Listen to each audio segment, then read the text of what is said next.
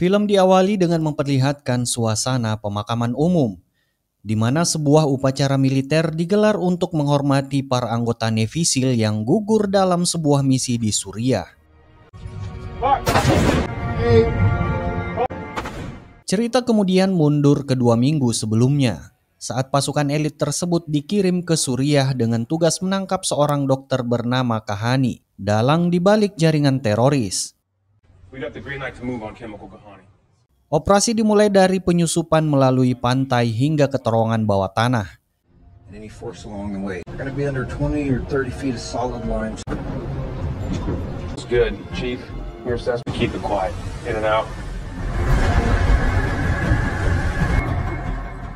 Namun semakin jauh mereka bergerak, semakin jelas bahwa musuh telah mengetahui rencana ini.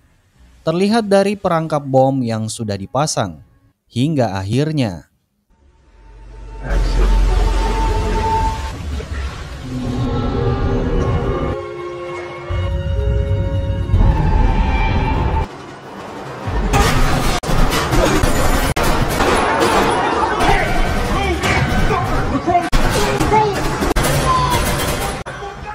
karena jumlah musuh terlalu besar, James Reese selaku komandan memutuskan untuk menarik pasukannya mundur, sambil menghubungi markas mengenai kondisi genting tersebut. Namun seorang anggota tim bernama Donnie tiba-tiba bertindak aneh, seolah sedang berhalusinasi, hingga tanpa sengaja memicu ledakan ranjau yang menewaskan hampir seluruh regu.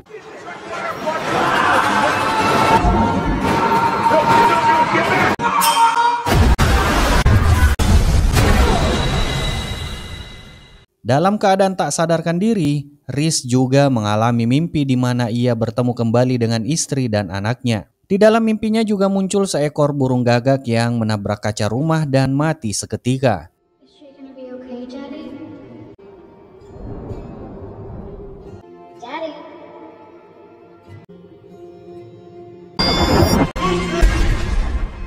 Sesaat kemudian, Reese pun tersadar dan tengah dievakuasi oleh tim penyelamat.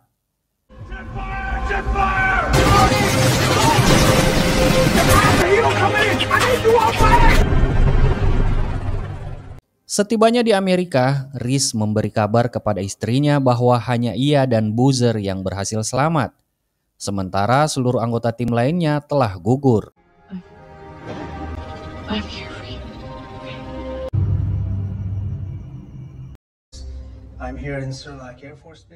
Tak lama kemudian ia dipanggil untuk menjalani investigasi dan diminta menjelaskan kronologi tragedi tersebut. Dalam ruangan pemeriksaan, penyidik memperdengarkan rekaman yang memperlihatkan bahwa penyebab malapetaka itu berasal dari Donnie, yang dinilai tidak siap secara fisik maupun mental untuk menjalani misi tempur.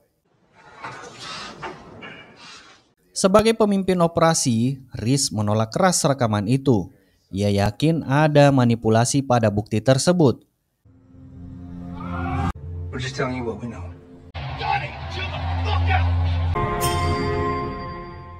Karena sikapnya itu, penyidik mulai beranggapan bahwa Reese sedang mengalami gangguan psikis akibat trauma, sehingga ia disarankan untuk menjalani perawatan di rumah sakit.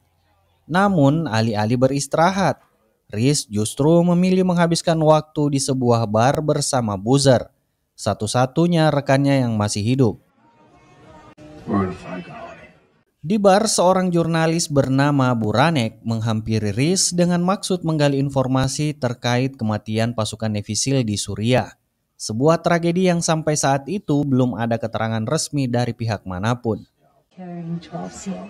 Namun sama seperti sikapnya kepada penyidik, Reese menolak menjawab dan enggan membicarakan apapun mengenai gugurnya rekan-rekannya.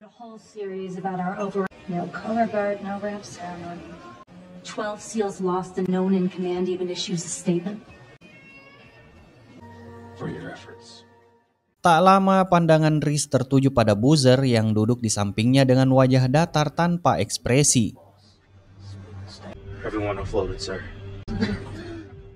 Setelah pertemuan itu, Reese memutuskan untuk terbang ke California demi menenangkan diri. Setibanya di sana, ia dijemput oleh sahabat karibnya yang bernama Ben, yang kemudian mengantarnya pulang.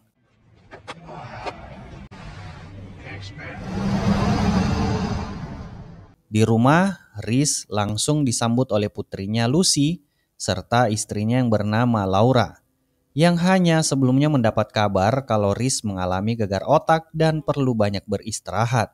Daddy! Hey, bug! I really want it.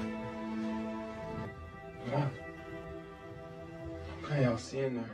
Menjelang tidur, ingatan Riz kembali dipenuhi bayangan misi di Suriah yang berakhir tragis dengan gugurnya seluruh pasukan di bawah komandonya.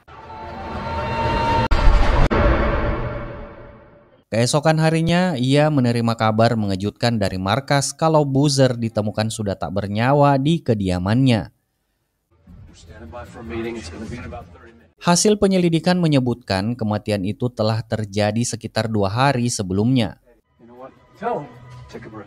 Hal tersebut membuat Riz bingung, sebab ia ingat jelas bahwa baru sehari lalu ia masih duduk bersama Boozer di bar, dan bahkan menumpang pesawat yang sama sepulang dari sana.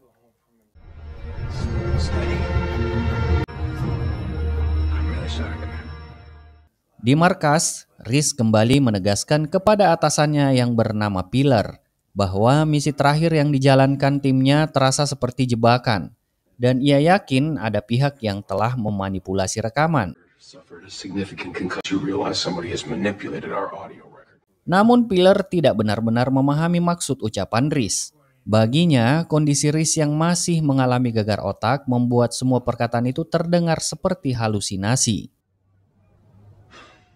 Sementara itu, seorang prajurit bernama Howard menyampaikan informasi bahwa Boozer diduga bunuh diri dengan menggunakan pistolnya sendiri karena diliputi rasa bersalah dan tekanan batin akibat kehilangan rekan-rekannya.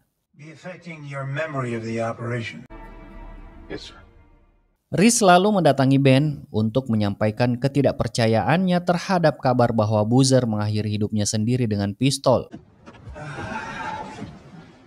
Ben pun menanggapi dan mengatakan mungkin saja itu merupakan cara Boozer menebus kesalahannya setelah kehilangan seluruh rekan seperjuangannya.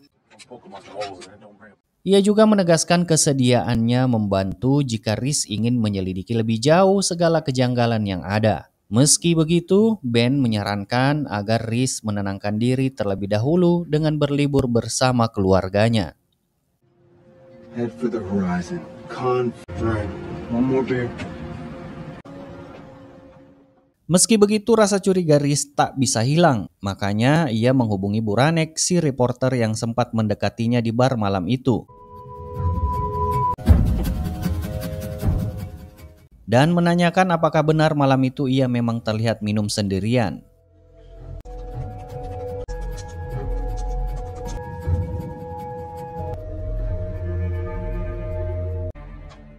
Adegan kemudian beralih ke acara pemakaman, tempat Riz ikut serta memberikan penghormatan terakhir bagi para prajuritnya yang gugur di medan peperangan.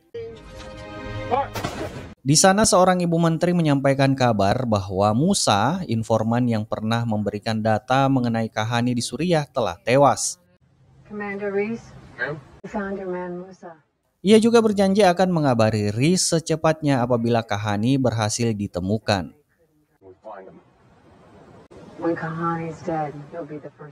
Dalam perjalanan pulang dari pemakaman, Riz merasa curiga terhadap sebuah mobil berwarna abu-abu yang terus membuntutinya hingga ke rumah.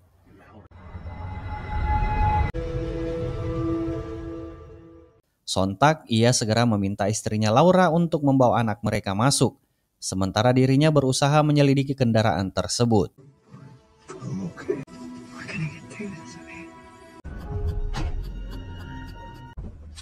Ternyata sosok yang membuntutinya adalah Buranek, sang reporter.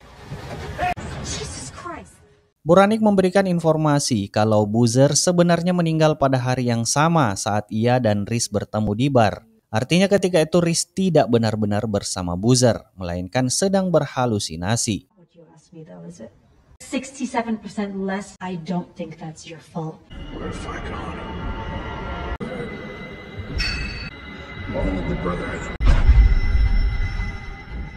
Mulai meragukan kewarasannya sendiri, Riz akhirnya menyimpan pistolnya dan mengatakan pada sang istri bahwa ia bersedia menjalani pengobatan. I think something happened to me on that op. Ia pun pergi ke sebuah klinik khusus yang menangani pasien dengan gangguan pada otak. Di sana, Riz dimasukkan ke dalam alat pemindai sementara para dokter mengawasi dari balik ruang kontrol.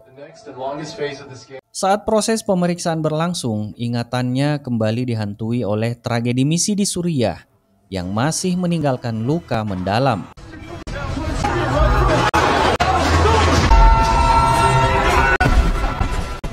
Namun ketika pemindaian selesai, tak disangka tiba-tiba Riz disergap oleh seseorang berpakaian serba hitam dengan topeng monyet menutupi wajahnya. Spontan, ia menduga bahwa sosok misterius itu ada kaitannya dengan kematian Boozer. Tanpa pikir panjang, Riz pun melakukan perlawanan.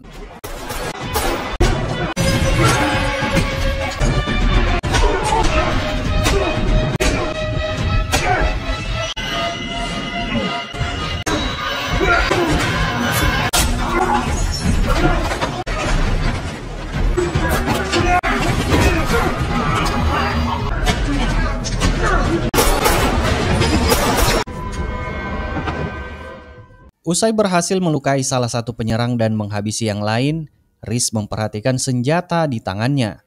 Saat itu barulah ia tersadar bahwa pistol tersebut ternyata adalah miliknya sendiri, yang semalam ia simpan di dalam lemari kas. Tanpa pikir panjang, Riz segera melaju kencang sambil mencoba menghubungi istrinya. Tetapi sayang telepon sang istri tidak aktif.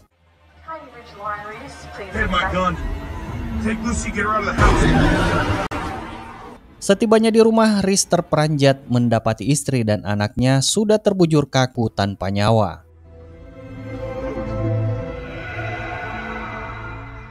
Tidak lama kemudian, Riz pun memberikan keterangan kepada pihak berwenang, mulai dari insiden percobaan pembunuhan di rumah sakit hingga tragedi yang menimpa keluarganya. Dari ceritanya, penyidik bahkan membuat sketsa wajah pelaku.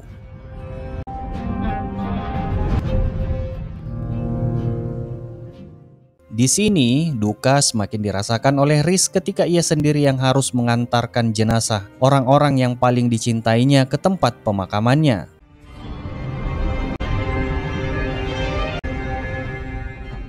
Menyadari sahabat mereka tengah dirundung duka, Ben, Riley, dan Marco berusaha menghibur Riz dengan berbagi cerita.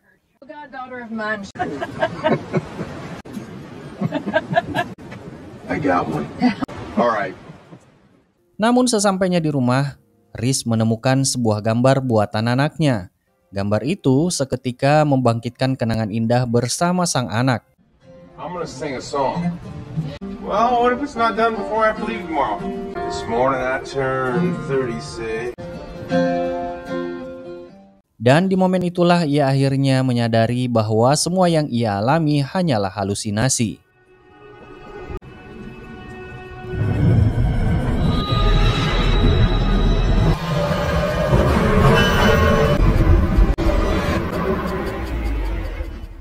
Keesokan harinya, Riz kedatangan Joshua Holder, seorang penyelidik yang ditugaskan oleh NCIS untuk mengusut kematian keluarganya. Sekedar informasi, NCIS atau Naval Criminal Investigative Service adalah lembaga investigasi kriminal angkatan laut yang menangani beragam kasus, mulai dari ancaman terhadap personel, sabotase, hingga tindak penipuan di lingkup militer. Saat memperhatikan brankas tempat Riz menyimpan senjatanya, Holder berkomentar, tidak mungkin ada orang lain yang bisa membuka brankas ini, karena sistemnya hanya bisa diakses dengan sidik jari Riz. Mendengar hal itu, Riz berkilah jika kemungkinan para penjahat telah menyalin sidik jarinya menggunakan teknologi canggih. Ia juga menekankan kembali kepada Holder bahwa Boozer bukan mengakhiri hidupnya sendiri, melainkan dibunuh oleh seseorang. In this safe. No, I already told you it wasn't. It was in my bedroom. You missed it on Boozer. He didn't kill himself. Riz kemudian menemui atasannya yang bernama Piller untuk menyampaikan rasa curiganya terhadap penyelidikan yang dilakukan NCIS atau kasus kematian keluarganya. Baginya semua ini adalah perbuatan Kahani yang sengaja mengirim orang ke Amerika guna menyingkirkan siapapun yang memiliki keterkaitan dengannya, baik keluarga, sahabat, maupun rekan satuan. Namun Piller menolak tuduhan itu dan justru balik menyalahkan Riz. Ia menuding bahwa tragedi tersebut terjadi karena kelalaiannya dalam menjaga anak buah dan keluarganya sendiri. Ucapan itu membuat Riz tersulut emosi hingga hampir melayangkan pukulan pada atasannya. Now we got you out of the Odin sword and Untung saja, Chok atasan lainnya yang ada di sana segera menahan dan menenangkan dirinya. Di tempat lain, Buranek mendatangi Holder untuk menanyakan perkembangan penyelidikan NCIS terkait kasus terbunuhnya keluarga Riz. Holder kemudian mengajaknya ke klinik, lokasi yang disebut-sebut sebagai tempat penyerangan. Namun di sana tidak ditemukan bukti adanya serangan terhadap Riz. Bahkan jasad pelaku yang dikatakan Riz pun tak pernah terlihat. Karena ruangan itu tidak dilengkapi CCTV, Holder hanya bisa mengandalkan hasil investigasi yang menunjukkan bahwa semua peluru yang ditemukan di tempat kejadian berasal dari senjata milik Riz sendiri. Dari situlah muncul dugaan bahwa sebelum menuju klinik, Riz mungkin telah membunuh keluarganya. Dugaan ini semakin diperkuat dengan kondisi psikologis Riz yang diketahui sedang terganggu.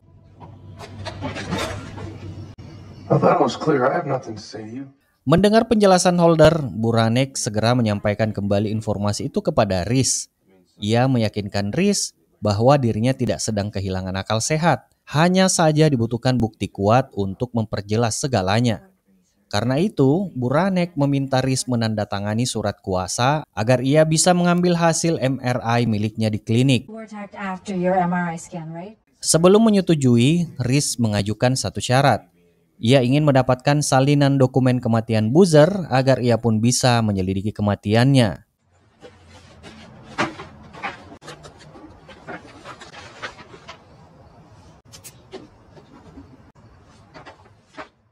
Sebelum mereka berpisah, Riz memberikan nomor telepon rahasia agar Buranek bisa menghubunginya tanpa takut disadap. Put your phone on airplane mode, okay? If you've never been inside of a skiff, you understand how they work. If I'm right about Kahani, we're not being cautious enough.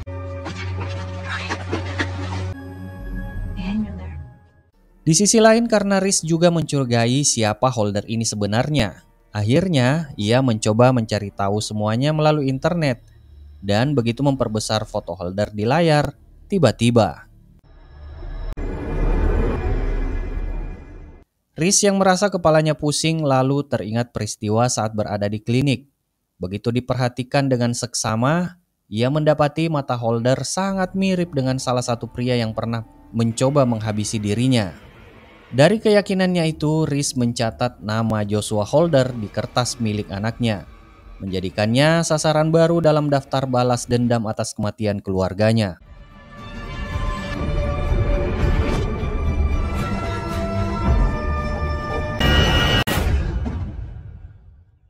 Keesokan paginya, Riz mendatangi kantor NCIS untuk mengawasi setiap gerak-gerik Holder. Setelah itu, ia menemui Ben dan menyampaikan bahwa dirinya telah menemukan orang yang membunuh istrinya. Walaupun Ben sebenarnya masih ragu, ia memberikan obat untuk meredakan pusing Riz. Agent Josh Holder, he's the NCIS guy assigned. These are great for headache. Just one. Any more put you on your ass. Namun sebagai sahabat, Ben akhirnya memilih untuk tetap mendukung langkah Riz. Tidak ingin membuang waktu, Riz segera menuju apartemen tempat Holder tinggal. Dengan berpura-pura menjadi calon penyewa baru, ia memanfaatkan kesempatan itu untuk mengamati kondisi sekitar. Ia juga diam-diam memotret bentuk kunci pintu agar nanti bisa mencari cara untuk membukanya.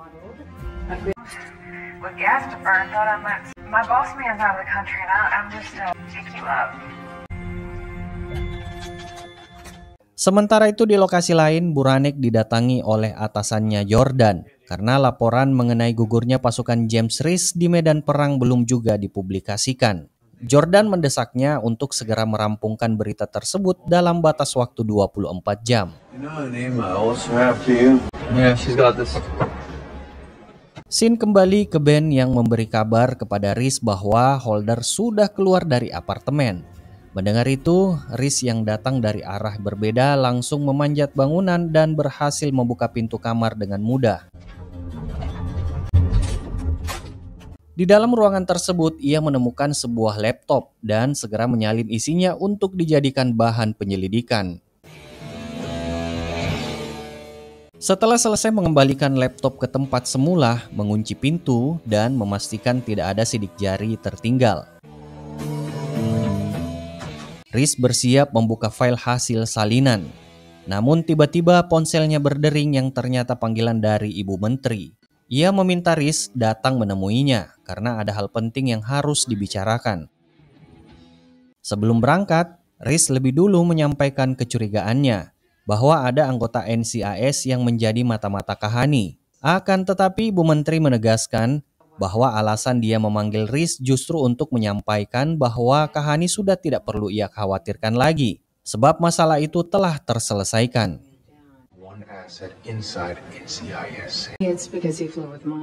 Pernyataan tersebut kemudian diperkuat dengan laporan berita yang menyiarkan bahwa Kahani tewas dalam pertempuran melawan pasukan elit Amerika Serikat.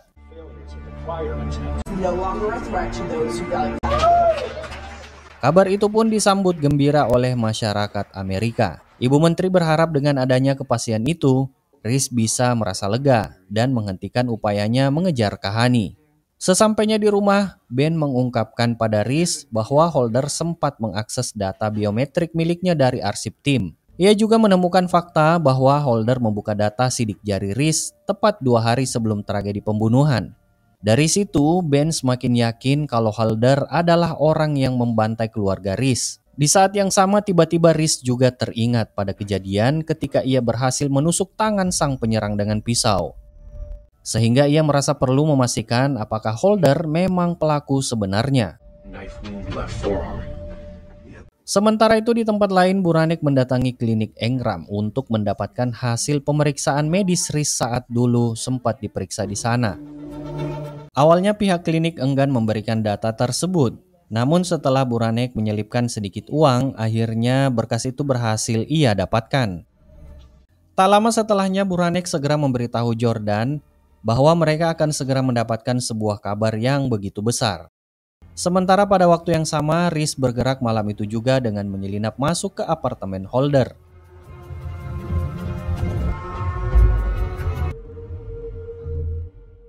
Tanpa banyak basa-basi, ia langsung menodongkan senjata ke mulut Holder yang masih tertidur pulas, lalu memerintahkannya untuk menunjukkan kedua tangannya. Namun nyatanya Riz tidak menemukan bekas luka sama sekali seperti yang ia harapkan. Di sana Holder mencoba meyakinkan bahwa ia mengambil sidik jari Riz hanya bagian dari pekerjaannya dan ia tidak pernah membunuh siapapun. Namun ketika didesak terus-menerus untuk siapa ia bekerja, Holder pun menyebutkan nama Saul Agnon sebagai pihak yang terkait. Tak lama, Riz tiba-tiba diserang rasa sakit di kepalanya. Saat itu juga, Holder mencoba melakukan perlawanan.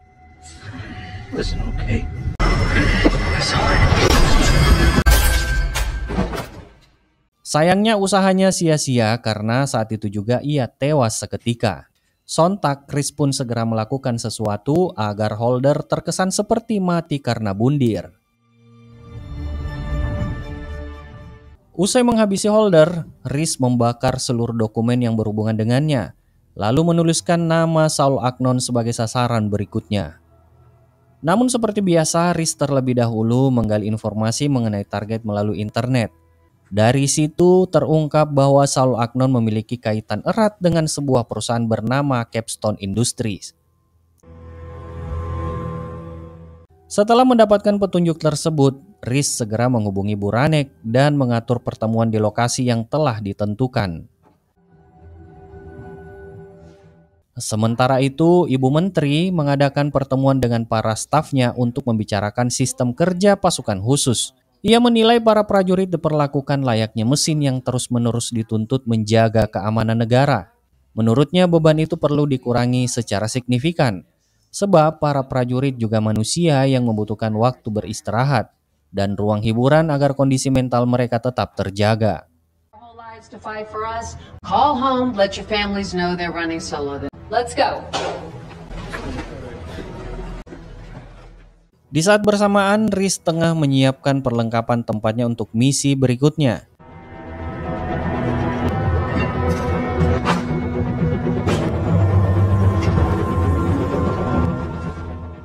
Ia kemudian menuju sebuah restoran, tempat Buranek ternyata sudah menunggu lebih dulu. Dalam pertemuan itu, Riz menyinggung nama Saul Agnon beserta Capstone Industries, sebuah perusahaan dengan nilai aset yang sangat besar. Ia meminta Buranek menelusuri keberadaan sisa aset perusahaan tersebut. Namun, Buranek penasaran mengapa Riz mendadak menanyakan soal perusahaan itu dan ingin tahu dari mana ia mendapatkan informasinya. Riz memilih bungkam, dan ia hanya menegaskan bahwa hal ini sama sekali tidak ada lagi kaitannya dengan Kahani. Di waktu yang sama, Buranek menunjukkan hasil MRI Riz yang berhasil ia dapatkan dari klinik Engram, di mana hasil pemeriksaannya memperlihatkan kalau terdapat tumor di otaknya. Itulah yang menjadi penyebab seringnya Riz mengalami sakit kepala. Dokter saraf pun merekomendasikan agar ia menjalani biopsi demi memperoleh kepastian diagnosis. Di tengah perbincangan itu, Riz menyadari kalau seorang pria berkacamata hitam tengah mengawasi mereka dari kejauhan. Dan ia tahu kalau orang itu adalah seorang agen terlatih. Makanya Riz segera mengajak Buranek meninggalkan tempat itu dan segera naik ke atas mobil. Namun alih-alih melarikan diri, Riz justru menabrakkan mobilnya ke mobil si pengintai tersebut.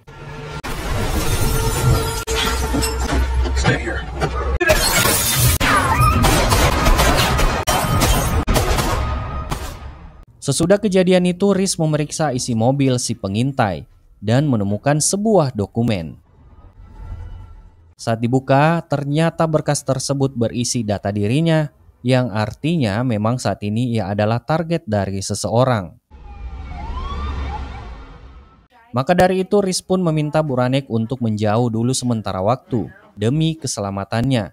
Dan sebelum berpisah, ia menyerahkan sebuah pistol kepada Buranek untuk sekedar jaga-jaga. Di sisi lain, Buranek juga meminta salinan dokumen perusahaan Capstone Industries dari Riz. Dan dengan senang hati akan membantu Riz untuk mengungkap kasus ini.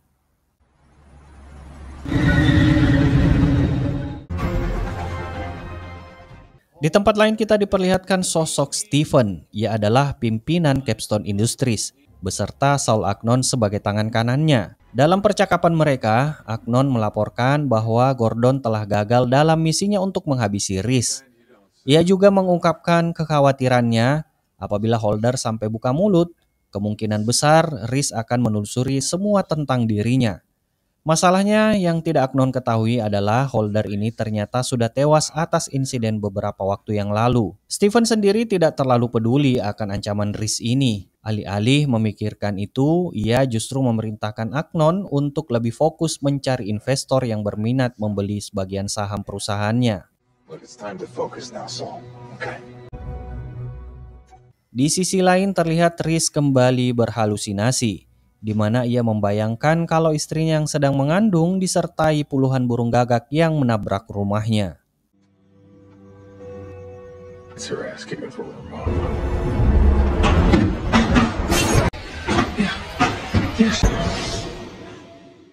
Keesokan paginya, Ben datang membawa kabar, di mana ia mengungkapkan bahwa pria yang tewas di tangan Riz sebelumnya ternyata adalah Adrian Gordonis, seseorang yang bekerja untuk Talos Tactical. Menyadari situasi semakin genting, Ben menyarankan Riz untuk bersembunyi sementara waktu, karena banyak pihak yang saat ini sedang mengejarnya.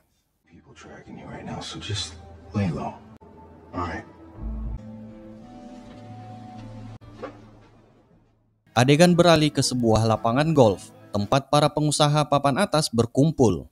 Ben pun ikut hadir di sana dengan tujuan mengawasi Agnon, yang sedang berupaya meyakinkan saudagar Elias agar bersedia membeli perusahaan Neobellum milik Mike.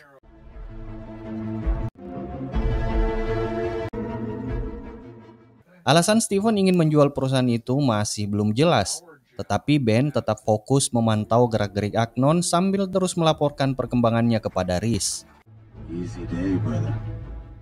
Di sisi lain, Buranek mendatangi sebuah rumah untuk menemui Jordan. Ia mengakui bahwa selama ini dirinya keliru menilai Riz dan meminta izin untuk tinggal beberapa hari di luar kota.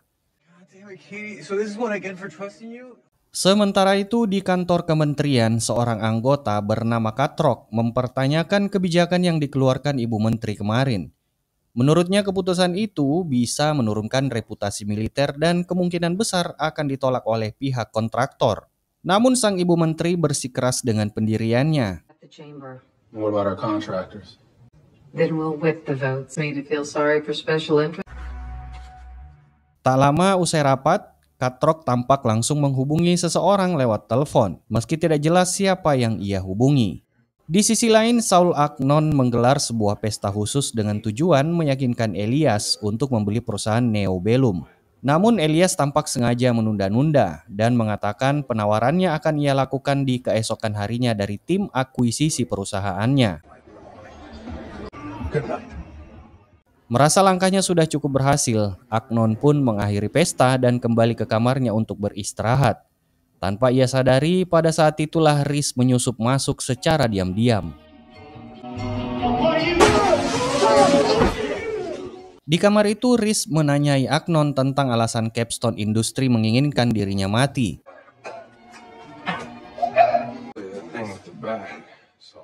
Namun Agnon berkilah kalau ia tidak mengetahui detailnya. Selain bahwa bosnya Stephen sedang mengerjakan sebuah proyek bernama RD4895 yang nilainya sangat besar. Riz kemudian menekan Agnon soal siapa yang diperintahkan untuk membunuh keluarganya. Agnon menyebut nama Marcus Boykin, seorang pengacara yang terlibat dalam perdagangan gelap berskala internasional. Menurutnya Marcus lah yang kemudian menyewa kartel Meksiko untuk melaksanakan aksi tersebut. When he got away, where do I find him? Mexico, I just said that. Kill my family. I swear to Christ. Setelah mendapatkan jawaban yang ia butuhkan, Riz menyuntikkan obat ke tubuh Agnon, lalu membiarkannya tewas dengan perlahan.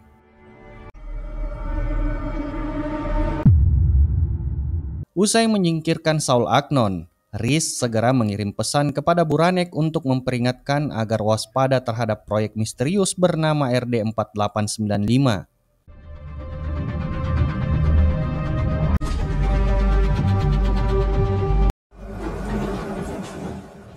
Tak lama kemudian, ia menyerahkan dua nama kepada Ben sebagai target berikutnya.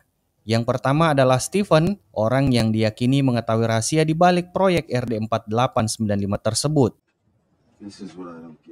Dan yang kedua adalah Marcus Boykin, sosok yang bisa menuntun mereka pada dalang pembunuhan terhadap istri dan anaknya.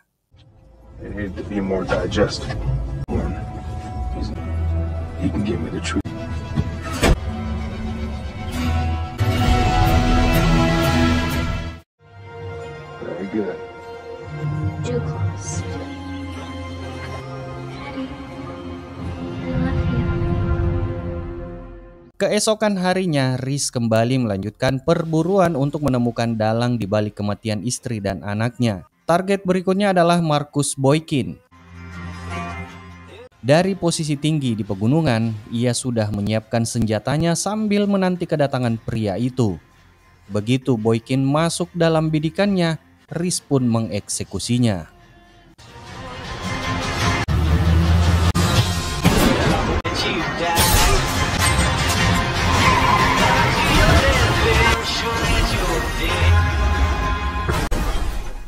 Usai itu ia mengambil ponsel milik Boykin dan meretas seluruh data yang tersimpan di dalamnya. Dengan informasi baru di tangan, Riz segera menuju pangkalan udara sahabatnya yang bernama Relay untuk terbang ke Meksiko dan melanjutkan misi berikutnya. So you can Bogart Marco's entire mezcal collection? Sebelum melanjutkan langkahnya, Riz lebih dulu menghubungi Ben dan mencoret nama Boykin dari daftar buruannya. Sementara di kantor FBI, agen Anthony tengah menonton rekaman penembakan yang dilakukan Riz beberapa waktu sebelumnya. Dari cara Riz bergerak, Anthony bisa menilai bahwa ia adalah prajurit berpengalaman, sesuatu yang diperkuat oleh banyaknya penghargaan yang pernah diterimanya selama bertugas di medan perang. Meski begitu, Anthony masih diliputi rasa penasaran mengenai sosok misterius yang terlihat berada di dalam mobil bersama Riz saat kejadian itu. Di sisi lain, Buranek terus menggali informasi tentang proyek RD4895 beserta jaringan perusahaan yang terhubung dengan Capstone Industry. Saat sedang fokus menyusun temuannya, tiba-tiba terdengar ketukan pintu. Ternyata yang datang adalah Brian, saudara kandungnya, di mana rumah yang Buranek tempati saat ini untuk menjalankan penyelidikannya. Sorry, I couldn't get the deadbolt to lock. Hey, Dad. Katie. Right, yeah, Give me 1 second. I'll be right back. Di sisi lain, Stephen menggelar rapat bersama para petinggi perusahaan untuk membahas kondisi terbaru yang kian tidak menguntungkan, terutama setelah adanya relokasi besar-besaran di Washington.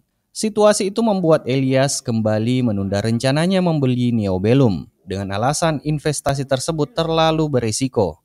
Alhasil, Stephen meminta semua rekannya tetap tenang dan bersabar, sambil terus mencari cara agar penjualan tetap bisa berjalan. Namun Mike mulai pesimis terhadap Capstone Industry, terutama setelah pihak kepolisian menemukan jarum suntik di lokasi kematian Saul Agnon. Neobellum sendiri menegaskan sikapnya, mereka tidak ingin terlibat dalam bisnis perang dan akan menolak setiap tawaran yang produknya tidak memiliki pasar yang jelas.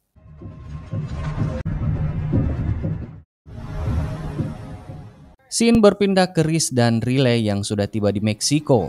Mereka pun disambut hangat oleh sahabat lama mereka yaitu Marco bersama istrinya Paula. Nice to see you, James.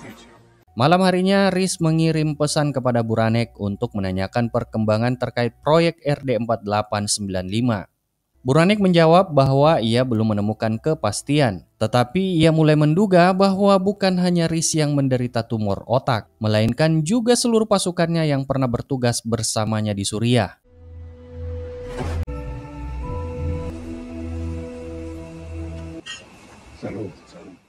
Keesokan paginya, Riz kembali dilanda sakit kepala yang hebat. Begitu sadar, ia mendapati Ben sudah berada di sisinya. Sementara Marco menyampaikan bahwa anak buahnya berhasil mengungkap identitas orang yang diduga menjadi pembunuh istri dan anaknya. Di sisi lain, agen Anthony bersama tim FBI mendatangi rumah Buranek. Mereka mencurigainya karena dianggap memiliki keterkaitan dengan sejumlah kasus belakangan ini, mulai dari kematian Holder, Saul Agnon hingga Gordon. Namun Buranek menegaskan bahwa arah penyelidikan seharusnya bukan kepadanya, melainkan kepada Capstone Industry. Perusahaan yang bertanggung jawab membuat satu peleton prajurit menderita tumor otak. Ia juga menyatakan dengan yakin bahwa Riz tidak mungkin menjadi pembunuh keluarganya. Lagi pula, untuk saat ini ia sama sekali tidak mengetahui di mana keberadaan Riz. I don't know where he is. but I don't think you want to see anyone else dead. Sebelum meninggalkan tempat itu, Anthony menyerahkan sebuah kartu nama kepada Buranek sambil berpesan agar segera menghubunginya bila suatu saat bertemu dengan Riz. Sementara itu di Pentagon, Katrok yang berniat masuk ke kantornya tiba-tiba dihentikan oleh Stephen. Ia ingin mengungkapkan keresahannya di mana bisnis yang ia jalankan kini terganggu oleh kebijakan anggaran baru yang diajukan Ibu Menteri, serta oleh salah satu anggota dewan bernama Prayer, yang juga memiliki wewenang besar dalam pengambilan keputusan. Karena itu, Stephen meminta Katrok untuk membawakan Prayer datang menemuinya.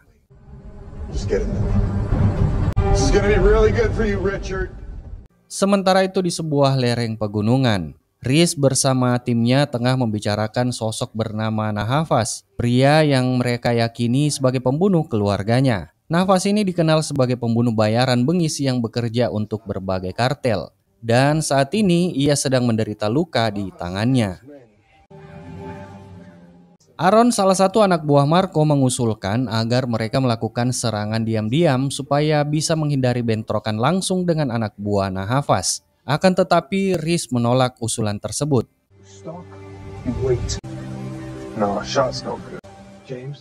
Baginya Nahafas harus tahu dengan siapa ia sedang berhadapan. Lalu Ben menambahkan agar misi ini cukup dijalankan oleh dirinya dan Riz saja agar lebih terkontrol. Namun Marco dan rekannya yang lain tetap kekeh ingin ikut serta.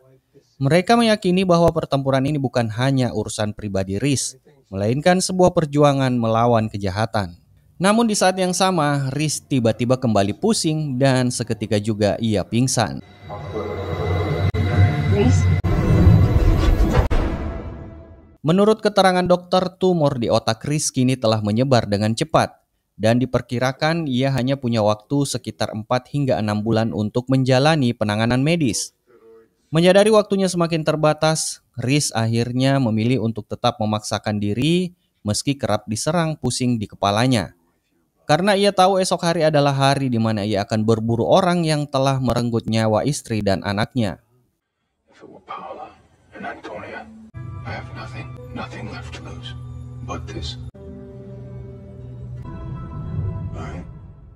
Setelah yang lain meninggalkan ruangan, Paula menghampirinya. Ia berpesan bahwa jika Riz berhasil selamat dari misi esok hari, maka sebaiknya ia tidak kembali lagi ke tempatnya. Karena apapun yang terjadi semestinya urusan pribadi Riz tidak melibatkan suaminya. Karena saat ini ia belum siap untuk menjadi janda. Tomorrow, if you survive, please don't come back. Singkat cerita, mereka berangkat menuju markas Nahafas di tengah hujan deras yang mengguyur sepanjang jalan. Setibanya di lokasi, Ben mengambil peran dengan cekatan mengacaukan jalur komunikasi musuh untuk membuat lawan terpancing dan bergerak mendekat ke arah mereka.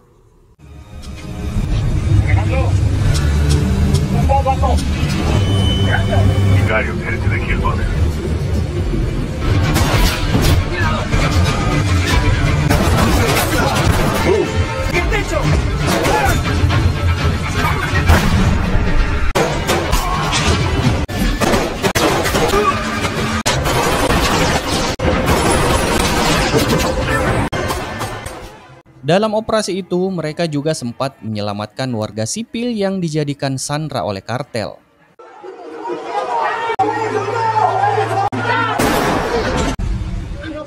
Tak lama kemudian mereka berhasil menemukan Nahafas, dikenali dari luka di tangannya. Riz dengan sengaja menembak tangan tersebut. Ia ingin membuatnya menderita sebelum menghabisinya. Lalu menggantung Nahafas, mengeluarkan kapak dan merobek perutnya, hingga jeritan kesakitan terdengar hingga keluar ruangan.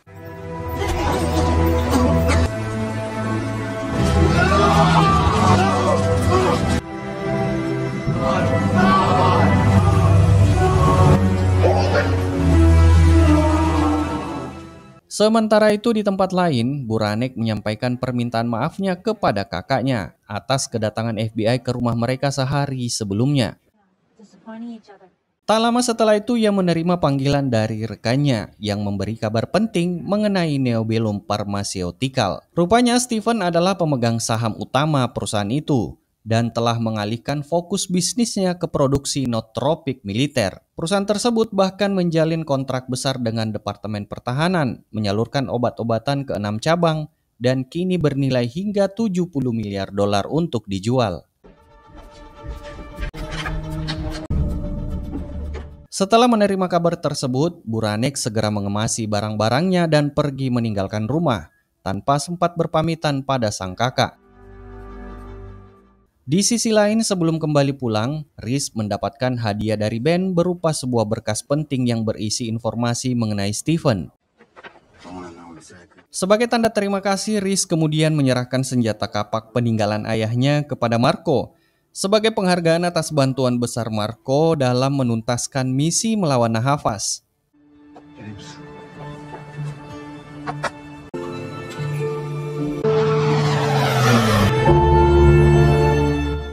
Adegan bergeser ke Mike yang mendatangi Stephen untuk membicarakan masa depan perusahaannya. Mike menyatakan kesediaannya menyerahkan seluruh keuntungan dari proyek RD4895 kepada Capstone Industry dan membiarkan Stephen yang mengendalikannya.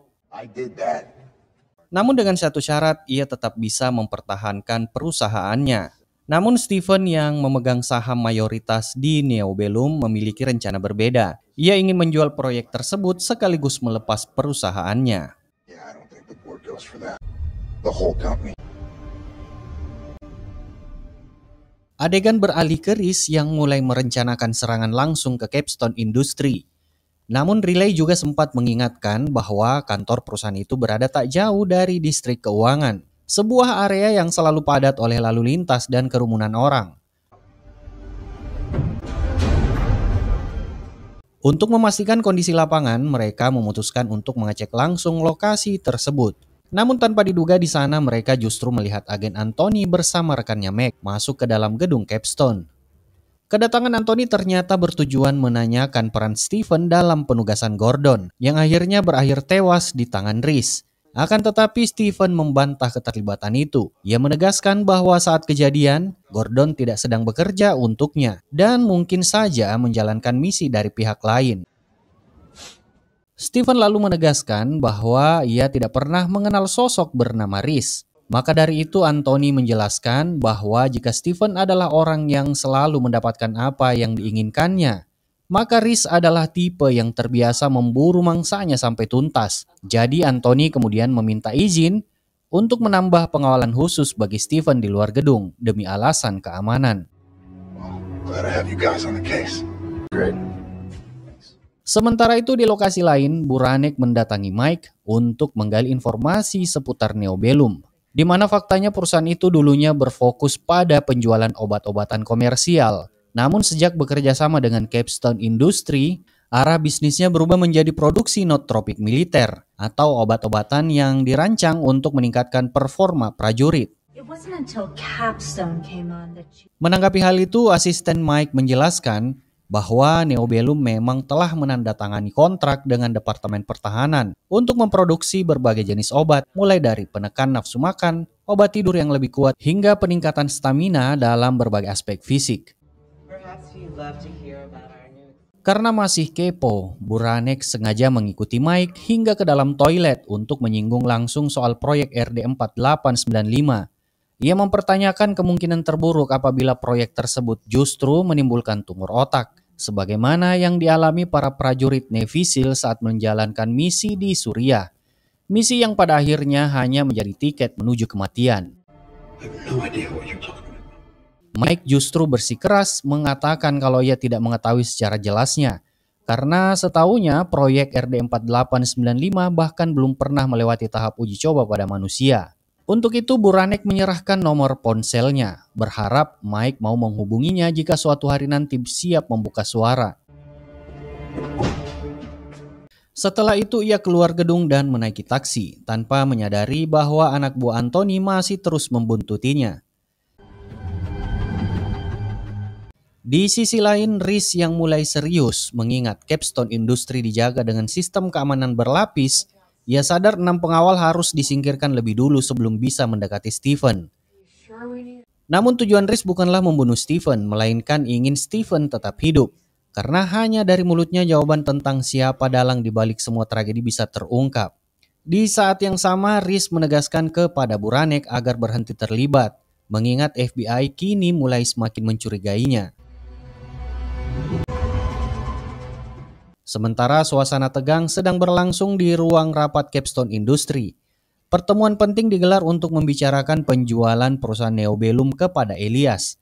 Namun saat Stephen menanyakan besaran penawaran, Elias justru meminta semua orang meninggalkan ruangan termasuk Mike. Mike yang diliputi rasa cemas atas rencana rapat tersebut, diam-diam segera menyalin seluruh data perusahaan. Setelah itu ia menghubungi Buranek dengan maksud membocorkan informasi penting seputar Neobellum. Namun Buranek memperingatkannya agar tidak menyampaikan detail lewat ponsel demi menghindari kemungkinan pelacakan. No, not over the chat. Save it until we meet. Ia pun menyarankan Mike untuk bertemu langsung dengannya di sebuah lokasi yang aman pada malam itu juga. Sebelum meninggalkan ruangan, Mike sempat meminta maaf kepada Stephen jika tadi sempat mengganggu jalannya negosiasi. Namun tak lama kemudian salah satu anak buah Stephen melapor bahwa Mike diam-diam masuk ke server internal perusahaan dan menyalin sejumlah data. Stephen pun mulai curiga kalau Mike berencana menyerahkan salinan itu kepada media. Sementara itu ketika Buranek tengah bersiap untuk berangkat, ia sempat melihat dua iring-iringan mobil milik Stephen meninggalkan gedung. Rombongan itu kemudian berpencar di sebuah persimpangan jalan. Anthony membuntuti mobil yang ditumpangi Stephen, sedangkan Reese mengejar kendaraan satunya lagi.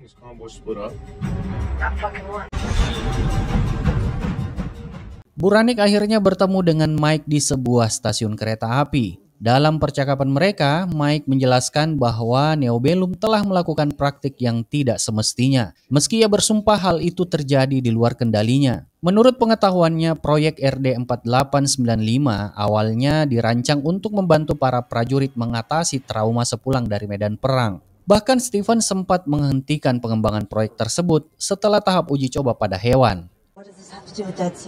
Namun dalam 2 bulan terakhir, Mike menemukan adanya kejanggalan pada tabel kapitalisasi pasar, dokumen resmi yang mencatat distribusi saham perusahaan. Dari situlah ia mulai menyadari adanya penyimpangan serius. Mendengar penjelasan itu, Buranek segera menanyakan apa hubungan temuan tersebut dengan pasukan yang baru-baru ini tewas secara tragis. Sementara itu, Reese yang terus membuntuti mobil yang tadi ia ikuti. Dari kejauhan, ia melihat salah satu penumpang turun dan berjalan masuk menuju stasiun. Di sisi lain, Mike akhirnya menyerahkan sebuah flash disk kepada Buranek. Ia meminta agar data di dalamnya segera dipublikasikan, terutama jika benar proyek RD4895 terbukti menjadi penyebab tumor otak pada pasukan Navy SEAL. Menurutnya jika hal itu terbongkar, maka rencana penjualan Neobellum otomatis akan dibatalkan. Namun tak lama setelah itu, Buranek merasa ada seseorang yang membuntuti mereka. Mereka pun buru-buru meninggalkan lokasi. Di tengah kepanikan, Mike justru tertembak. Sementara Buranek berhasil selamat dan bahkan mampu melumpuhkan salah satu penyerang.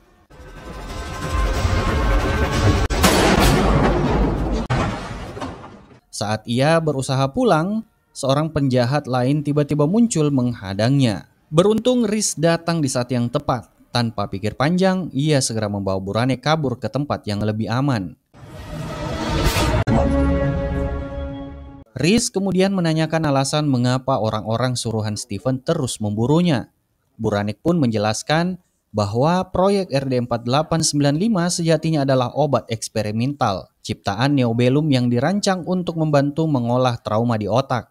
Uji coba pada hewan seperti tikus dan anjing memang menunjukkan hasil yang positif. Tetapi ketika dicoba pada manusia justru menimbulkan efek samping serius berupa tumor otak, persis seperti yang kini dialami Reese beserta pasukannya. Good, then give me the company names. Menurut Buranek, bila proyek ini sukses, Neobellum bisa melesat menjadi perusahaan bernilai tinggi di dunia.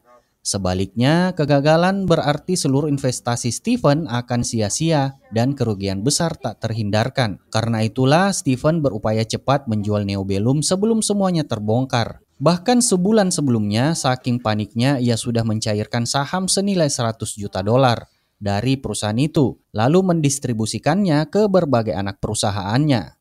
Reese akhirnya menyimpulkan bahwa Sam hanyalah alat tukar, semacam imbalan atas pembunuhan yang menimpa anak buahnya. Untuk itu, ia mendesak Buranek untuk menyerahkan daftar nama orang-orang yang mendapat keuntungan dari proyek tersebut. Setelah itu, Reese menyuruhnya segera meninggalkan San Francisco karena pastinya Stephen akan terus mengejar dan menghabisinya. Get out of San Francisco, or Horn is gonna kill you. Reese kemudian mengabarkan kepada Ben bahwa ia berhasil mendapatkan dokumen kapitalisasi berisi daftar perusahaan yang meraih keuntungan dari proyek tersebut. Namun, reaksi Ben justru terlihat kurang senang, seolah-olah temuan itu bukan kabar yang ia harapkan. You give me the names? Di sisi lain, Ketrock terlihat panik ketika tidak menemukan sesuatu yang ia butuhkan di meja kerjanya. Namun, tiba-tiba si ibu menteri muncul sambil membawa sebuah ponsel, alat komunikasi rahasia yang selama ini ia gunakan untuk berhubungan dengan Stephen. Sadar semua tipu muslihatnya telah terungkap, Ketrock akhirnya terpaksa menyatakan kesediaannya untuk mengikuti skenario yang ditentukan oleh sang ibu menteri. What we are gonna do to you will send a message. Job, Richard. Reese menerima laporan dari Ben yang baru saja memeriksa tabel kapitalisasi. Hasilnya sungguh membuat Reese terkejut. di mana nama-nama yang tercatat sebagai pihak yang diuntungkan dari proyek itu ternyata bukan orang asing, melainkan atasannya sendiri di kesatuan, antara lain Laksamana Pilar, Howard, dan juga Chok. Menyadari pengkhianatan itu, Reese mulai menyiapkan langkah balasan. Ia merakit sebuah bom, senjata yang akan dipakainya untuk membalas dendam pada musuhnya.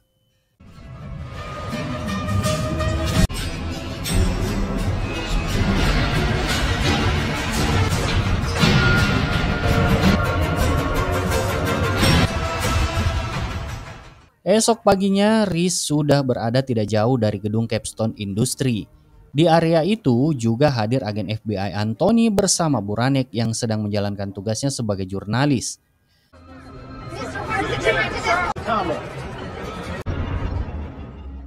Ketika perangkat peledak yang dipasang Reese mulai aktif, Buranek malah sempat menghampiri Steven untuk melontarkan kemarahannya. Namun beruntung pandangannya langsung tertuju pada Reese yang ada di dalam mobil. Secepat itu pula ia mengambil langkah mundur, seolah sadar bahwa bahaya besar sebentar lagi akan terjadi. Dan benar saja. Saat menyadari Steven berhasil selamat dari ledakan, Reese pun meninggalkan tempat persembunyiannya dan mendekati Steven untuk menghabisinya.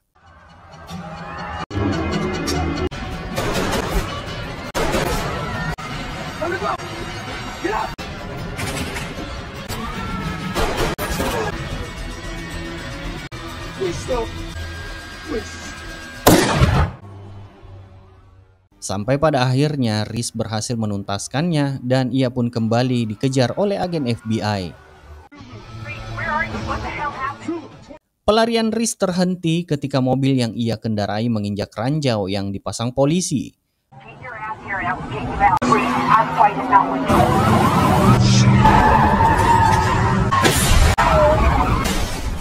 Begitu kendaraannya rusak, ia pun dihujani peluru namun juga tetap melakukan perlawanan.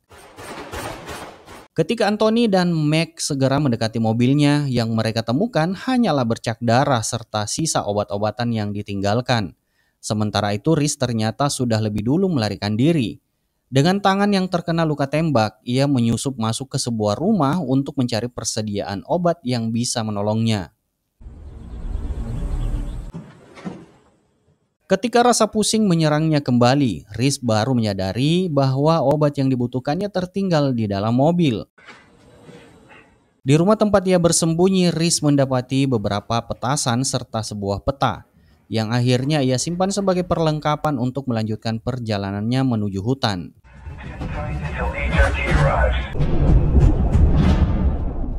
Di waktu yang sama, Riley mencoba menghubungi Ben karena rasa khawatirnya terhadap Reese semakin besar. Terlebih ramalan cuaca menunjukkan badai akan segera datang. Namun Ben justru menanggapinya dengan tenang. Ia beranggapan hujan deras bisa menjadi keuntungan, sebab kondisi itu akan mempersulit FBI dalam melacak Reese di dalam hutan. Meskipun mereka sudah membawa pasukan anjing pelacak.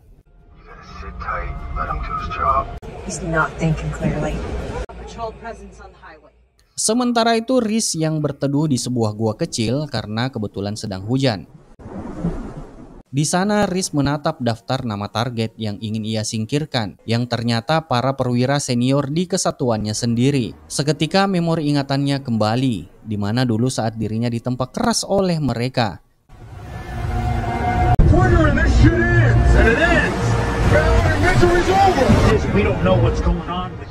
Dan diajarkan untuk tidak kenal menyerah meski harus berjuang di tengah lautan.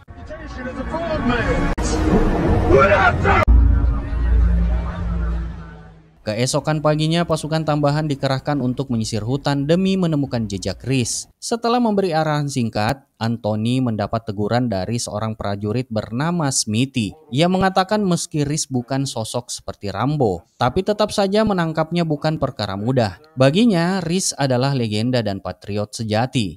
Ia bahkan masih sulit percaya bahwa orang sekuat dan setia seperti Reese kini harus berstatus buronan. Namun Anthony kembali menegaskan Reese yang mereka hadapi sekarang sudah berbeda. Reese yang sekarang sangat berbahaya karena mentalnya yang tidak normal. Riz terus melangkah sambil mencari cara untuk mengalihkan perhatian, terutama karena sebuah helikopter kini berputar tepat di atas kepalanya. Para prajurit mulai diturunkan satu persatu setelah mendeteksi adanya sinyal aktif di area tersebut.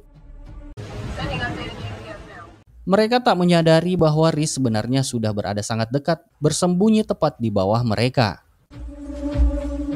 Seorang prajurit sempat menemukan sebuah ponsel tergeletak di bawah pohon. Saat ia mendekat, Riz dengan sengaja melempar beberapa baterai ke arah lain untuk mengecoh alat pendeteksi panas yang sedang dipantau dari pusat.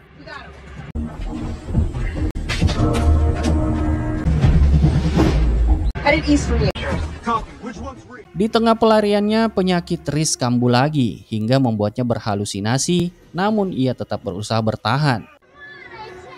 Di sisi lain, agen Anthony sempat membujuk dan memperingatkan Riz agar mau menyerahkan diri. Bahkan Anthony berjanji akan membantunya keluar dari masalahnya saat ini.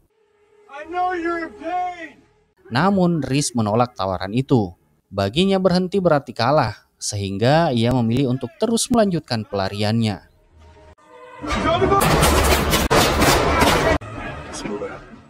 Dari posisinya di atas tebing, Riz sebenarnya memiliki kesempatan emas untuk menembak para prajurit tersebut.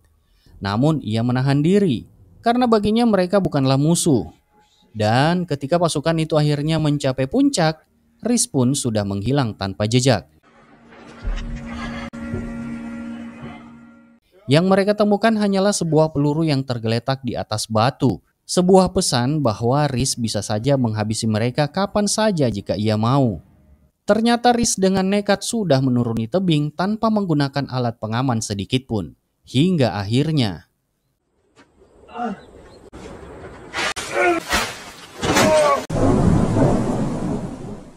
saat hujan kembali turun, Riz lalu bersembunyi di balik bebatuan sambil memantau pasukan yang masih mencarinya. Sementara itu luka tembak di lengannya makin parah dan berhubung Riz tidak memiliki obat sama sekali. Akhirnya ia memanaskan pisau dan menempelkannya ke lukanya, berharap agar bisa menghentikan pendarahannya.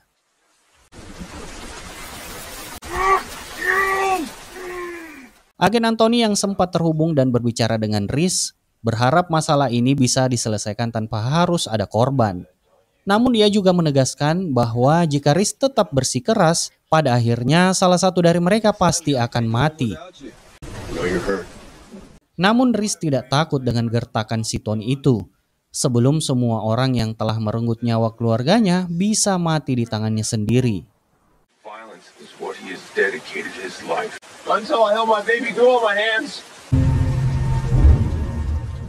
Keesokan harinya, Riz kembali berlari menembus hutan serta masih juga diburu tanpa henti oleh pasukan di bawah komando agen Anthony.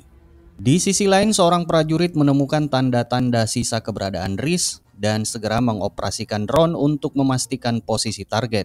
Karena ia yakin kalau Riz masih berada tidak jauh dari mereka. Sementara Riz sendiri kembali diserang trauma halusinasinya yang membayangkan kalau dirinya kembali pulang ke rumahnya dan bertemu anak serta istrinya.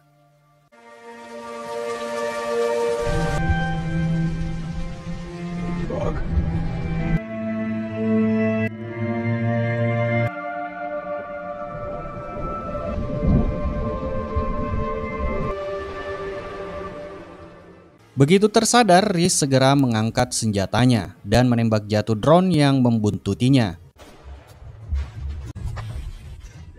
Namun tindakannya itu justru membuat keberadaannya terungkap, sehingga pasukan lawan langsung bergerak menuju lokasi. Menyadari posisinya sudah terbongkar, Riz pun menyiapkan jebakan dengan memasang bom rakitan di beberapa titik pada tebing.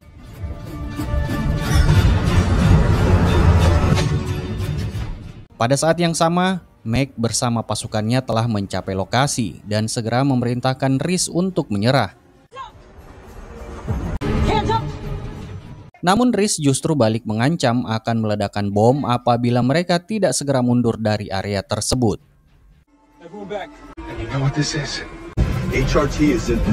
Don't do it!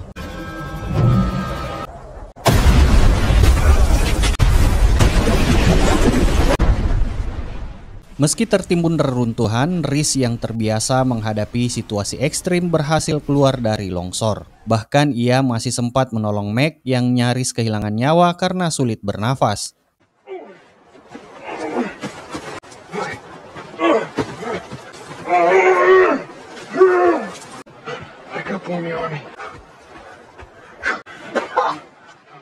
Tak lama kemudian Anthony bersama pasukan lainnya tiba di lokasi dan segera memberi pertolongan pada Meg. Namun keberadaan Riz sendiri tidak terlacak dan mereka mengira kalau Riz sudah tewas akibat tertimbun tanah. Kabar mengenai kematian Riz pun sampai ke telinga Riley. Wajar bila kesedihan langsung terpancar di wajahnya. Namun tak lama berselang perasaan itu berubah dan Riley justru tampak bahagia.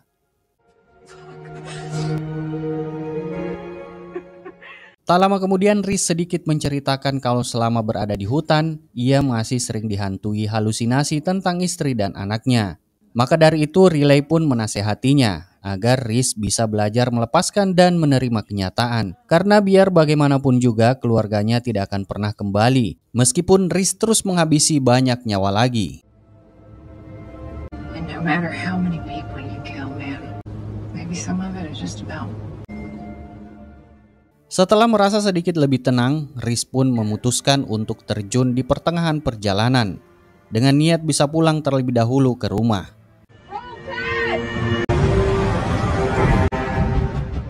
Begitu ia mendarat di sebuah pantai, Ben yang sejak kemarin menunggunya langsung menyambut kedatangannya. Saat tiba di rumah, Riz kembali teringat momen ketika ia dan istrinya pertama kali menempati tempat itu. Believe it? Yikes. And the carpet. Exactly. This is my office. And you can have the garage. Flag from J-Bad. Spruce this place right up. Dan sekitar 15 jam sebelumnya di tepi pantai, pasukan Navy SEAL tengah menjalani latihan militer. Hal itu mengingatkan pada masa lalunya ketika ia masih aktif mengabdi sebagai prajurit negara. Di sisi lain, Kapten Howard mulai merasa tertekan oleh rangkaian peristiwa yang disebabkan Riz. Ia pun menyarankan kepada kedua rekannya untuk bersembunyi sementara waktu, setidaknya sampai situasi mereda. Howard yakin cepat atau lambat Riz akan datang memburu mereka.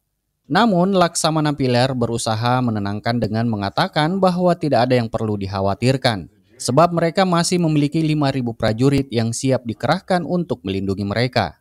Legal cover, we have a position. Ternyata dari kejauhan Riz terus memantau gerak-gerik mereka.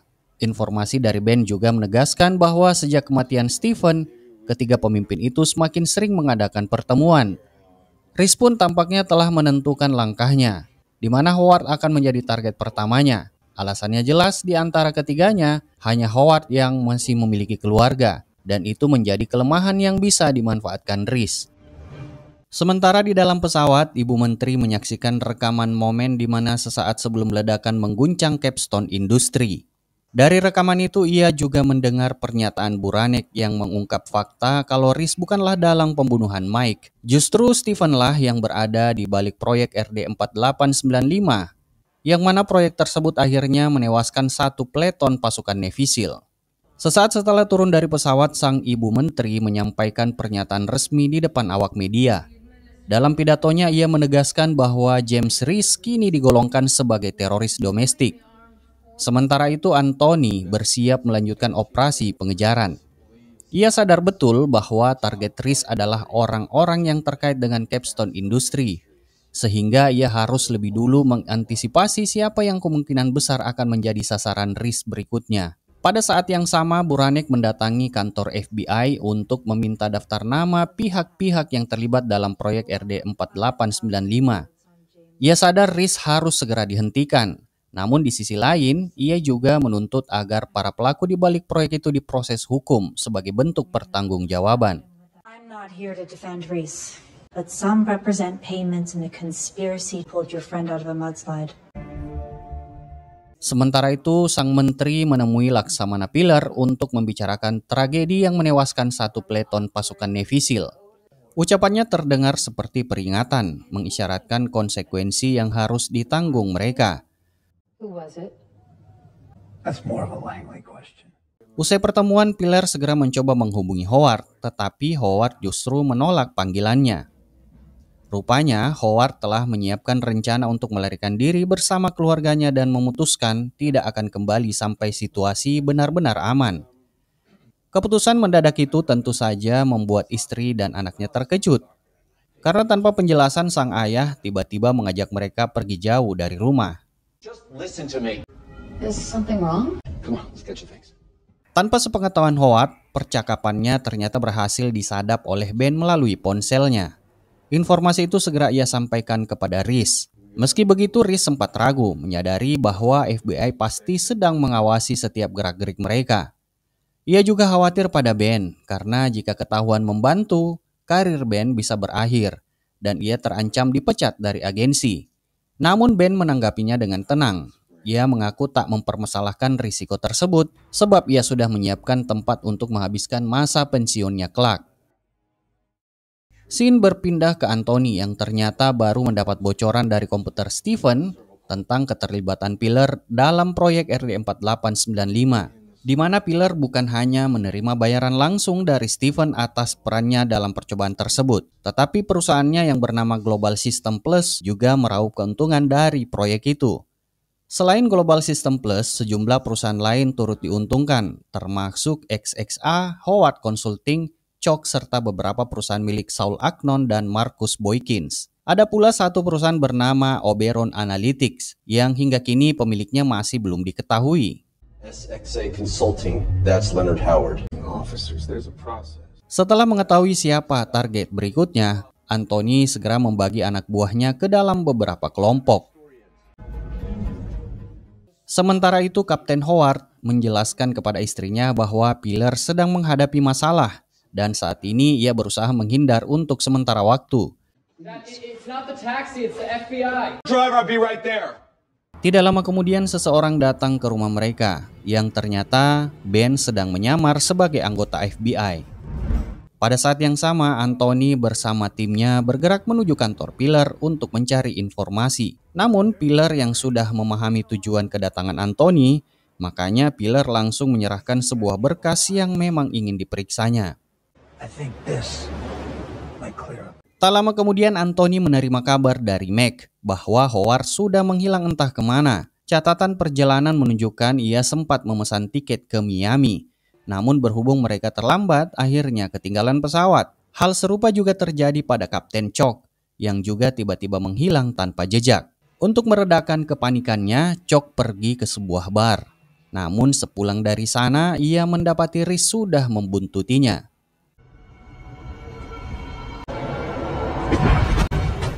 Reese lalu menyeretnya ke tepi pantai dan memaksanya menjalani latihan keras, mirip yang dulu pernah ia berikan kepada Reese. Namun bedanya kali ini Chalk harus berjuang sendirian dan menahan sebuah balok tanpa ada yang membantunya. Brothers to fucking die. Where's your team, Bill?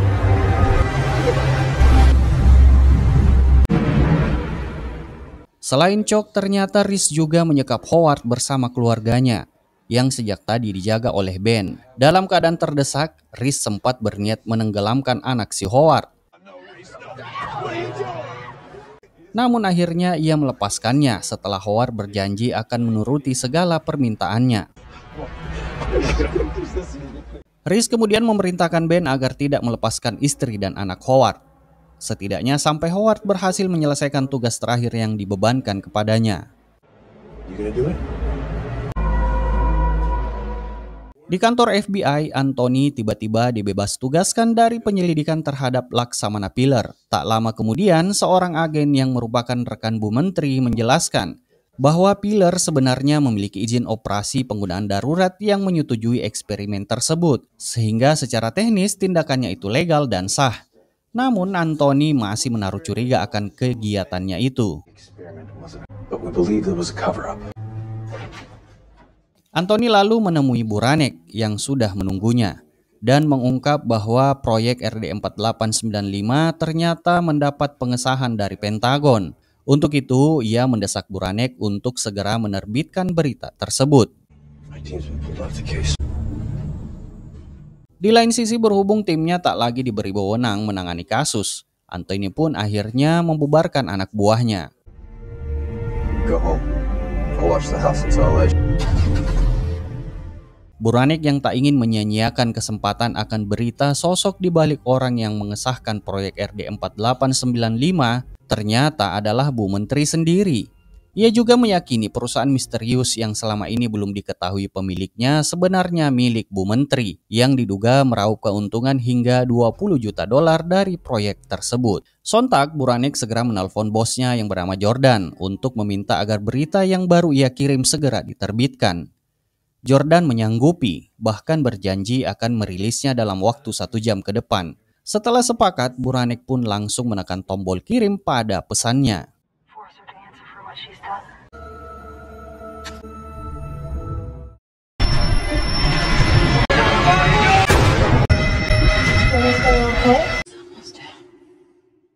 Saat siuman, Riz menerima pesan dari Buranek yang mengabarkan bahwa sosok yang mengesahkan proyek RD 4895 tidak lain adalah Bu Menteri sendiri. Pada waktu yang sama, Howard mulai melaksanakan tugas yang diperintahkan Riz, yaitu mendatangi kantor Pilar sambil menyerahkan telepon kepadanya. It's for you, sir. I realized today that my daughter saw more. Admiral Pilar. Pilar semula tampak tenang, tidak gentar menghadapi ancaman Riz itu. Namun keberaniannya seketika runtuh ketika Howard membuka jaketnya dan memperlihatkan bom rakitan yang terpasang di tubuhnya. Panik bukan main, Pilar memohon agar Howard tidak melakukan tindakan nekat itu. Namun tiba-tiba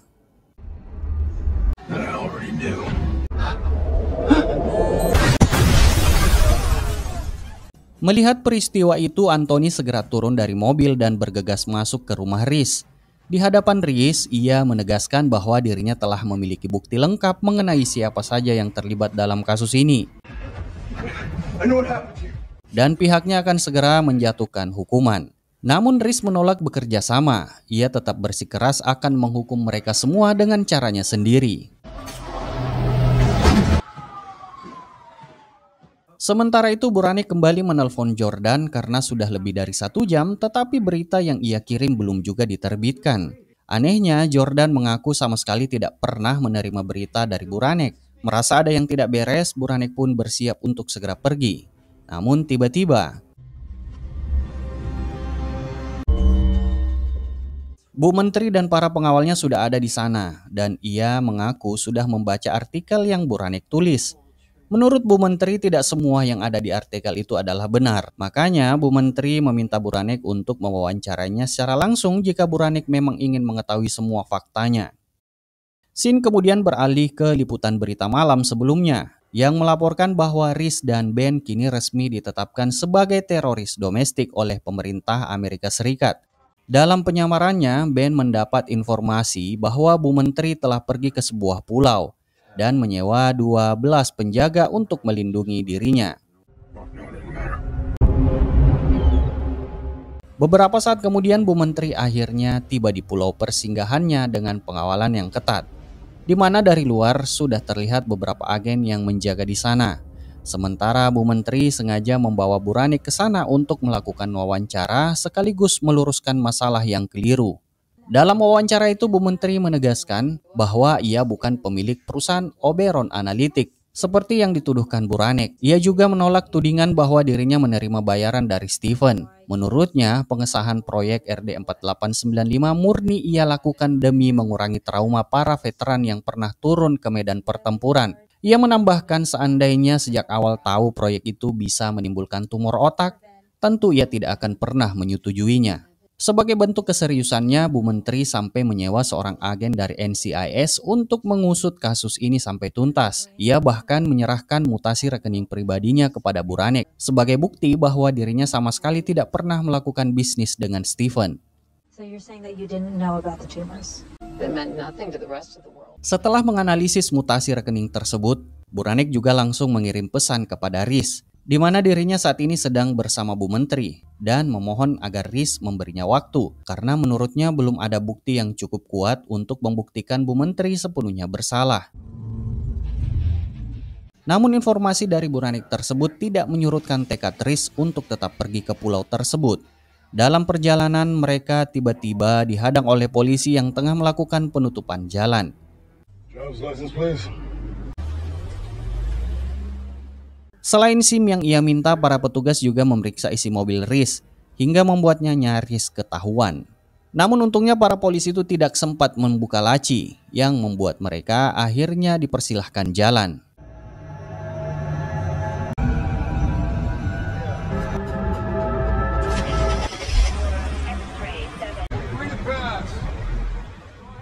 Beberapa saat kemudian Riz akhirnya tiba di tepi pantai, lokasi tempat kapal milik temannya yang akan mengantarkan mereka ke TKP terakhirnya. Sementara itu Anthony bersama timnya juga bergerak menuju pulau yang sama untuk menggantikan Riz dalam melakukan serangan yang dipastikan sangat liar. Been doing this job 10 plus years. Yo, T, what did she call it? Exodus. Hope y'all don't get seasick. Setibanya di pulau, Ben melaporkan kepada Riz bahwa ia melihat sedikitnya 15 penjaga berjaga di sekitar kediaman Bu Menteri. Mendengar itu, Riz memerintahkan Ben untuk tetap tinggal di kapal atau menjaga dari atas mercusuar. Namun Ben justru menyarankan agar Riz membatalkan misinya dan memilih bersantai di bar sambil minum bir. Ia yakin cepat atau lambat, Buranek akan mengungkapkan kebenaran yang sebenarnya.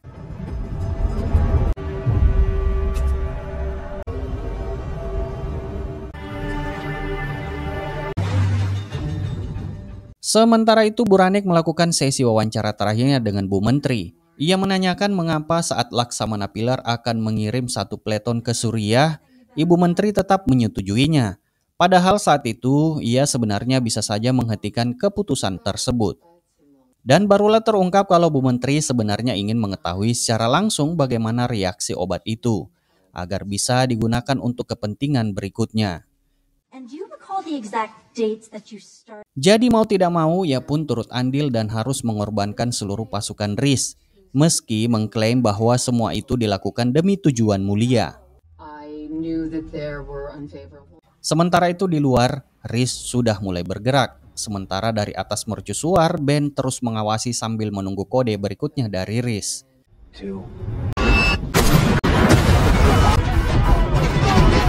Moving.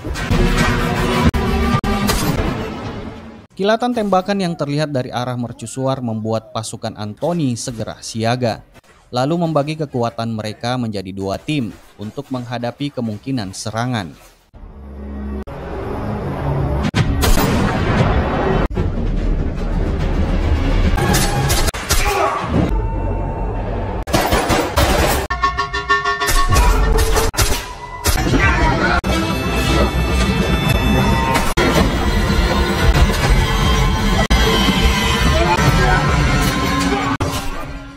Sementara itu Ben menyadari bahwa pihak FBI sudah tiba di lokasi. Ia pun mendesak Riz untuk segera meninggalkan pulau. Namun Riz justru meminta Ben pergi terlebih dahulu karena dirinya masih memiliki urusan untuk membalaskan dendamnya. Di tempat lain, pasukan lawan memaksa salah satu penjaga membuka akses menuju ruang Bu Menteri. Riz pun akhirnya berhasil masuk ke ruangan Bu Menteri. Namun Buranek menghadangnya dan mencoba menenangkan Riz agar tidak menghabisi sang Ibu Menteri. Ia menegaskan bahwa Bu Menteri tidak pernah menerima sepeser pun dari Stephen, yang berarti masih ada sosok lain, orang yang belum mereka ketahui sebagai pihak sebenarnya yang meraup keuntungan dari proyek itu. Meskipun begitu, Bu Menteri tetap harus mempertanggungjawabkan keputusannya yang telah mengirim satu peleton pasukan Riz ke Suriah. Karena sudah terpojok, akhirnya Bu Menteri. Tak lama kemudian, Meg bersama beberapa agen FBI lainnya tiba di ruangan itu. Namun mereka mendapati sang menteri sudah tak bernyawa. Di saat yang sama, Anthony melihat Riz berjalan menuju pintu keluar tanpa mengindahkan peringatan untuk berhenti. Anthony pun mengancam akan menembaknya. Tetapi Riz hanya berkata bahwa sebenarnya dirinya memang sudah mati. Meg kemudian melaporkan kepada Anthony bahwa yang ia temukan hanyalah Buranek, sementara Bu Menteri sudah meninggal di tempat setelah mengakhiri hidupnya sendiri. Lalu Meg sempat bertanya apakah Anthony sempat melihat Riz, namun Anthony menjawab tidak. Ia sengaja berbohong karena dalam hatinya ia tahu bahwa Reese sebenarnya memang tidak bersalah dan ia sudah menjadi ayah yang baik. 3 minggu berselang, Pentagon akhirnya melakukan reformasi besar-besaran setelah media terus menyoroti kasus pengkhianatan terhadap Komandan James Reese. Di sisi lain, Buranek masih berusaha menggali kebenaran tentang sosok lain yang ikut menerima aliran dana dari proyek tersebut. Pada saat itu, Reese menyampaikan pesan terima kasih karena berkat Buranek, kebenaran akhirnya bisa terungkap. Namun tak lama kemudian Buranek memberikan informasi penting. Ternyata orang misterius itu menyimpan seluruh uangnya di Peru.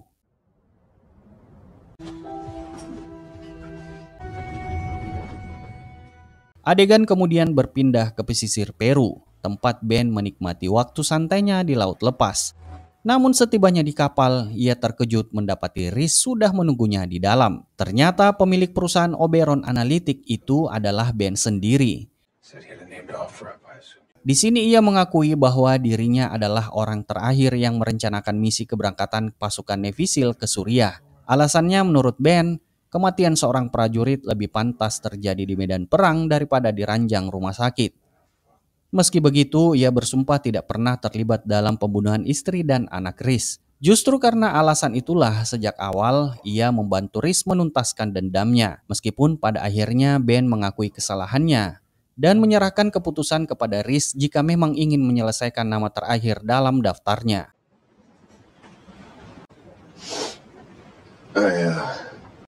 It's okay. Now I know.